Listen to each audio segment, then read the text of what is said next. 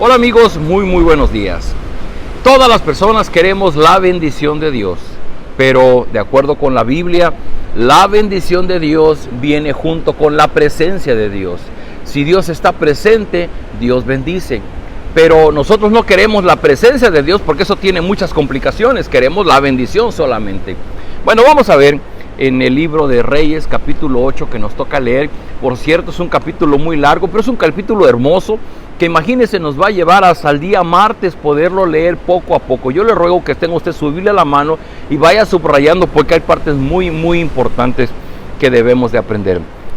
Leo para ustedes capítulo 8, versículos del 1 al 11, dice: Entonces el rey Salomón mandó que los ancianos de Israel y todos los jefes de las tribus y los patriarcas de las familias israelitas se congregaran ante él en Jerusalén para trasladar el arca del pacto del Señor desde Sión a la ciudad de David.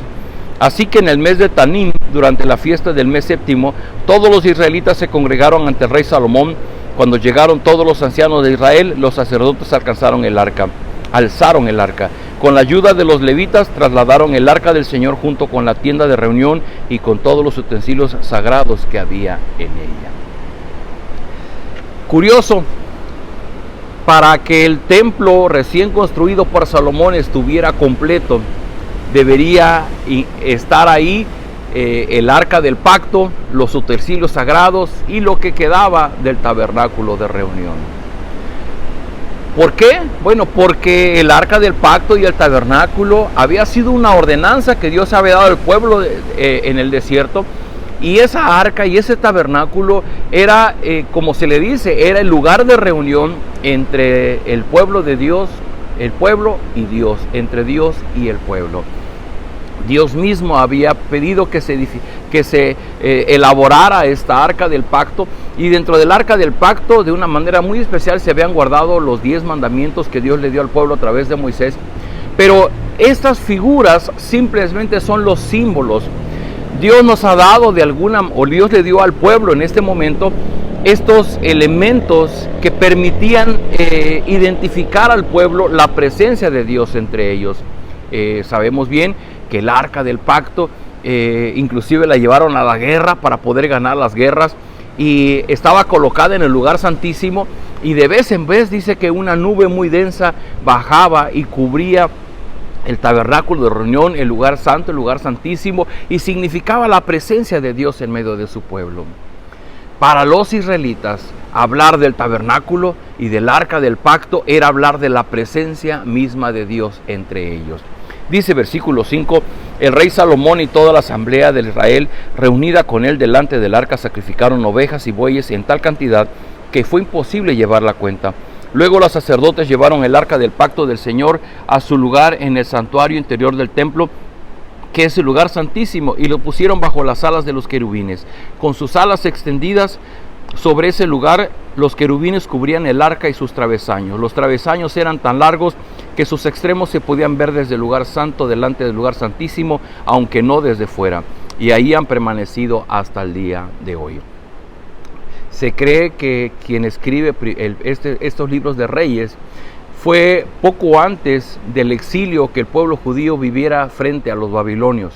Por eso dice, esos objetos ahí siguen todavía, porque después que vinieron los babilonios, bueno, destruyeron el templo y se robaron todos estos utensilios sagrados que había ahí. Dice, en el arca solo estaban las dos tablas de piedra que Moisés había colocado en ella en Horeb, donde el Señor hizo un pacto con los israelitas después que salieron de Egipto.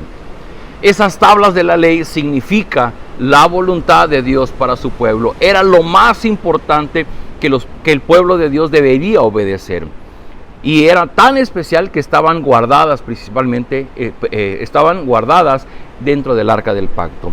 Versículo 10, cuando los sacerdotes se retiraron del lugar santo, la nube llenó el templo del Señor.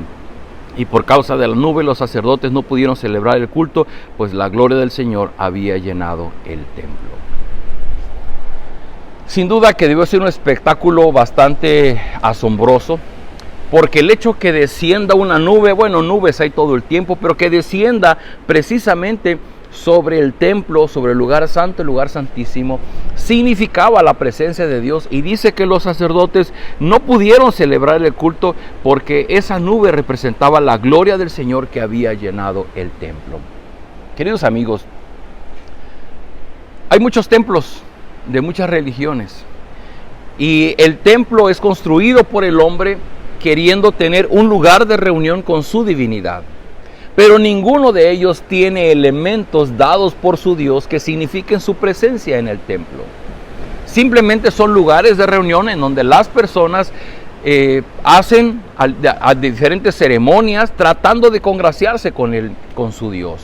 En el caso del templo de Jerusalén, Dios mismo descendía a través de la nube para darle evidencia a su pueblo de su presencia. Y esa presencia de Dios hablaba de la bendición que Dios le daba a su pueblo. Esto es algo hermoso, y que déjenme decirlo rápidamente. El templo de Jerusalén fue destruido primero por los babilonios en el año 586 antes del Señor Jesucristo. Después fue reedificado por los romanos y es destruido por los mismos romanos por allá del año 70 después de Cristo. Y no hay más templo de Jerusalén. Y atinadamente el apóstol Pedro predicaba y decía: porque Dios no habita en templos hechos por manos de hombres.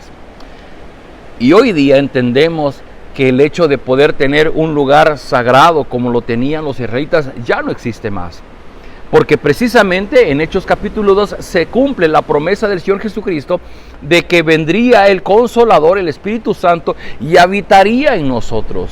Y dice Pablo que a todos los que creemos en el mensaje del Evangelio del Señor Jesucristo, aquellos que nos hemos arrepentido y hemos creído en el Evangelio, somos sellados con el Espíritu Santo de la promesa. Y el Espíritu Santo es las arras de nuestra herencia, es decir, es la promesa de aquello que Dios nos va a dar en nuestra vida. Hoy día, Dios mora en sus hijos a través de la presencia del Espíritu Santo en nuestras vidas. Fíjese nada más lo que esto simboliza. En el Antiguo Testamento, Dios descendía en una nube en el tabernáculo y después en el templo de Jerusalén, dando evidencia de su presencia en medio de su pueblo para bendecirlo. Hoy día, a través del Señor Jesucristo, a través de su muerte expiatoria, nosotros tenemos, cuando hemos creído en Cristo, tenemos la presencia de Dios en nuestra vida, que es a través de la presencia del Espíritu Santo. Y ese Espíritu Santo nos es dado como una evidencia de lo que hemos de recibir de nuestro Dios. Y una de esas cosas es su bendición. Así que, como le dije en un principio, muchas personas quieren la bendición de Dios, quieren que les vaya bien, pero no anhelan la presencia de Dios. Porque la presencia de Dios solamente viene cuando crees en el Evangelio, cuando te arrepientes de tu forma de vivir sin Dios, le reconoces y empiezas a adorarle y dispones a vivir conforme al Evangelio del Señor Jesucristo, teniéndole a Él como Señor y Salvador. Esto marca la diferencia. Hoy día, cuando una persona se encuentra con Cristo y puede reconocerle como Señor y Salvador, el Espíritu Santo viene a su vida.